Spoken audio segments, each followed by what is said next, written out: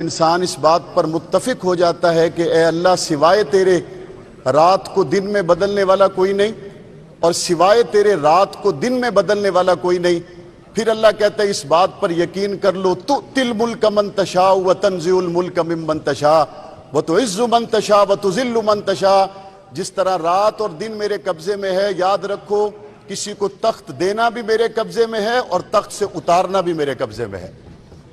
آج اس تاریخی موقع پر میں دل کی گہرائیوں سے اپنے بہت ہی پیارے بھائی محمد حمزہ شہباز کو 197 ووٹوں کے ساتھ منتخب ہونے والے وزیر اعلیٰ پنجاب کو مبارکباد پیش کرتا ہوں۔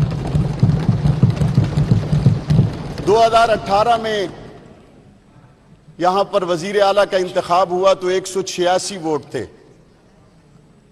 اور آج یہاں پر وزیر اعلیٰ کا انتخاب ہوا تو 197 ووٹ تھے۔ یہ ہمارے لیے کافی ہے سمجھنے کے لیے کہ حالات کی گرد و پیش کے سارے سرے اللہ کے ہاتھ میں ہیں اور اللہ ہی بہتر جانتا ہے کہ آنے والے وقت میں کیا ہونے والا ہے۔ میں نے ایک آیت کریمہ تلاوت کرنے کے بعد آج جس واقعے کو بطور خاص اپنے بھائی محمد حمزہ شہباز اور اپنے دوستوں کے لیے کوٹ کرنا چاہتا ہوں، وہ حضرت سلیمان علیہ السلام کا واقعہ ہے۔ جب انہوں نے ملکہ بلقیس کا تخت منگوانے کے لیے اپنے دربار میں بیٹھے ہوئے ایک جن سے کہا کہ لے آؤ گے، اس نے کہا میں لے آؤں گا، اس سے پہلے کہ آپ کا دربار برخاست ہو میں لے آؤں گا۔ ایک دوسرا شخص کھڑا ہوا، اس نے کہا میں اتنی جلدی لے آؤں گا جتنی پلک جھپکنے کے برابر۔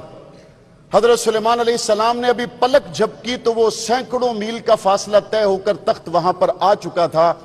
حضرت سلیمان علیہ السلام نے جواب میں یہ نہیں فرمایا دیکھو ہماری ٹیکنالوجی کتنی بڑی ہے، دیکھو ہمیں کیسی طاقت دی گئی ہے، دیکھو ہمارے پاس کون سی صلاحیتیں ہیں، بلکہ اس کے فوراً بعد فرمایا ھذا من فضل ربی، یہ جو کچھ بھی ہے یہ میرے اللہ کا فضل ہے، اور فرمایا لیبلونی ااشکر ام اکفر، اللہ تعالیٰ نے یہ چیز مجھے دے کر آزمایا کہ میں اس موقع پر اللہ کا شکر ادا کرتا ہوں یا ناشکری کرتا ہوں۔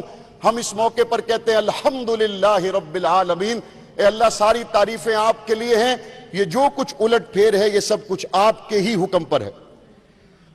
ہم اپنا پاکستان رائے حق پارٹی کے ساتھ اصولی موقف کو قائم رکھتے ہوئے ہم نے مسلم لیگ کا ساتھ دیا، اور میں مسلم لیگ کے دوستوں پر یہ بات واضح کرنا چاہتا ہوں، معاویہ اعظم طارق جس اصولی موقف پر آپ کے ساتھ کھڑا ہوا ہے، اس اصولی موقف میں آج سے پہلے جب اسی ایوان میں نبی کریم صلی اللہ علیہ وسلم کی ناموس کی بات ہوئی تھی، عمران خان کے بیان سے عشاق مصطفیٰ کے دلوں کو ٹھیس پہنچی تھی۔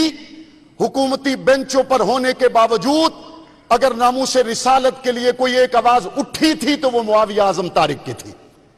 حکومتی بینچوں پر ہونے کے باوجود ہمارے ملک کے اس وقت کے وزیر اعظم نے جب امریکہ کا دورہ کیا اور قوم کی بیٹی ڈاکٹر عافیہ کی بات نہیں کی، حکومتی بینچوں پر ہونے کے باوجود ڈاکٹر عافیہ کے لیے بات کی تو معاویہ اعظم طارق نے کی تھی۔ ہم آج بھی اسی اصولی موقف پر قائم ہیں کہ حکومتی بینچوں پر ہونے کے باوجود جب رحمت للعالمین مسجد سے عشاق مصطفیٰ کے سینے پہ گولیاں چلائی گئی، ہم نے اس وقت بھی متوجہ کیا تھا۔ ہمارے بعض دوست کہتے ہیں مولانا آپ حکومتی بینچوں پر تھے، آپ نے حکومت کو تنقید کا نشانہ کیوں بنایا؟ میں ان سے کہتا ہوں آپ کو پچھلے 3 سالوں میں کرکٹ کی مثالیں سننے کا بہت موقع ملا ہوگا۔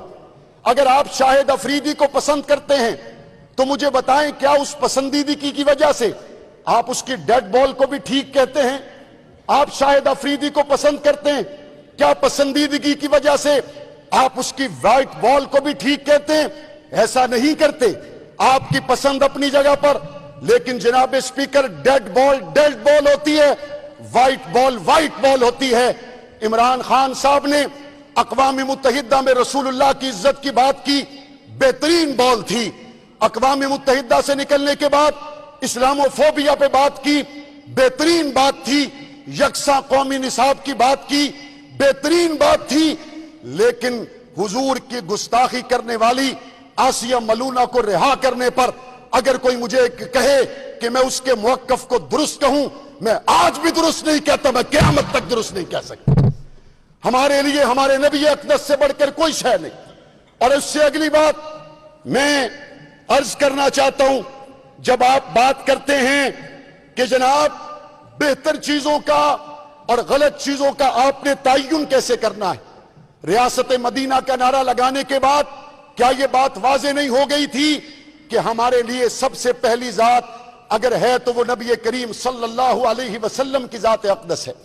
کیا وجہ ہے کہ پچھلے رمضان المبارک میں جب اس شاہ کے مصطفیٰ پر گولیاں چلائی گئی، آپ نے کہا ہم یورپی یونین کو ناراض نہیں کر سکتے، اور جب آپ کی جیب سے ایک خط نکلا آپ امریکہ کے سامنے سیسا پلائی دیوار بن گئے، آپ یورپ کے سامنے سیسا پلائی دیوار بن گئے۔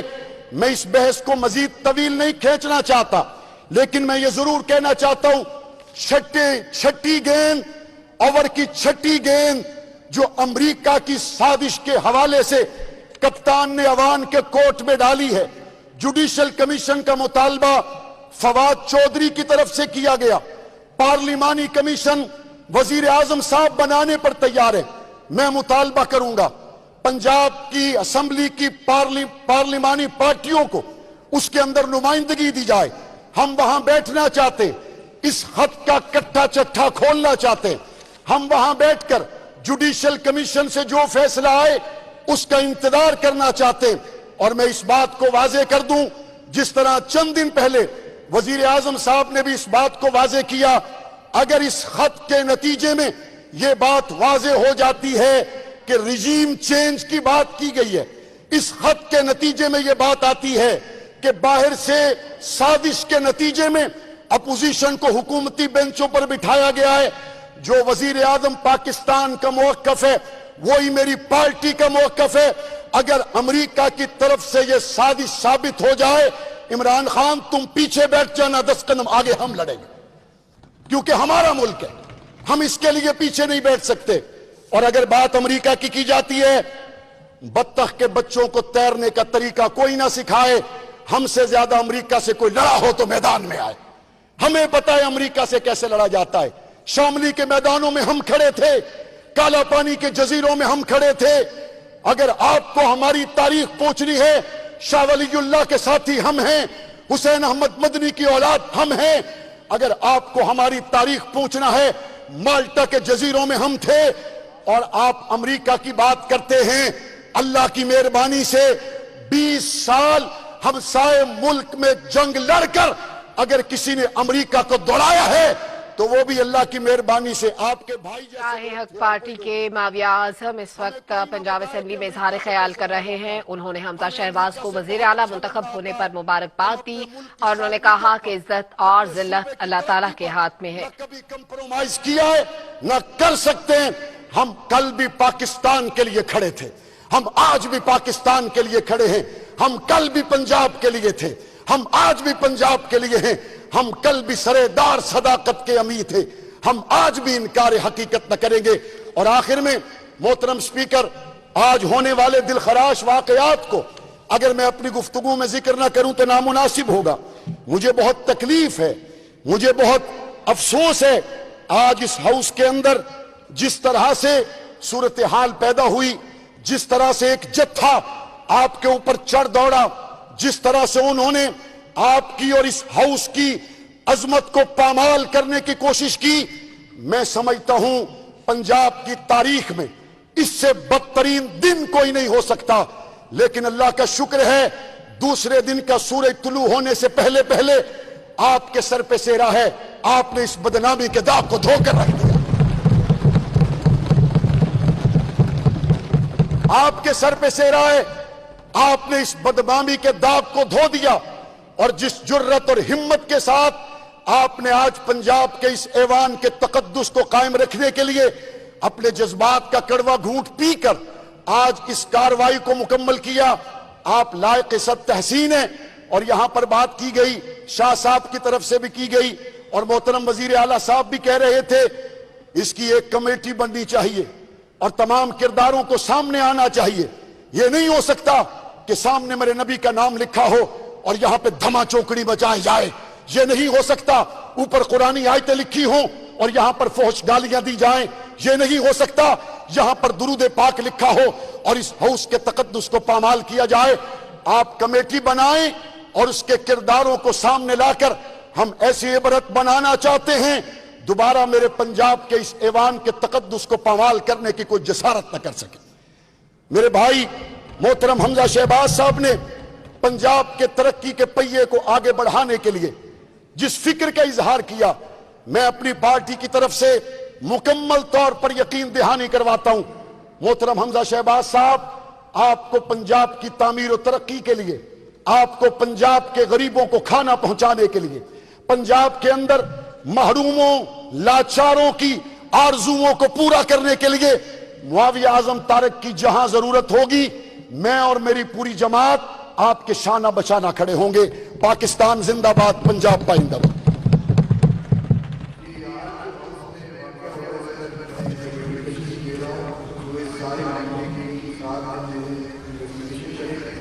اس کمیٹی کے نام میں